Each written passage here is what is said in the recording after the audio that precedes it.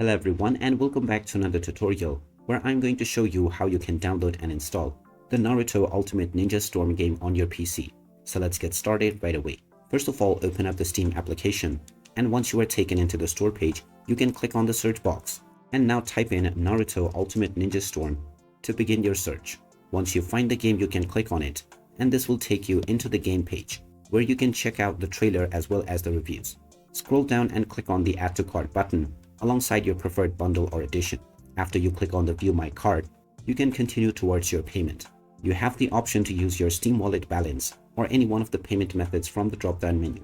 Once you fill up your credentials of your chosen payment method, you can finalize the transaction, and as soon as the payment is complete, the game will be added to your library. Now you can start the installation in just a few clicks, and once the download and installation is done, you can start enjoying the Naruto Ultimate Ninja Storm game on your PC. So there you have it. That is how easy it is to download and install the Naruto Ultimate Ninja Storm game on your PC. If you find this video helpful, don't forget to hit that like button and subscribe to our channel for more useful tips and tutorials.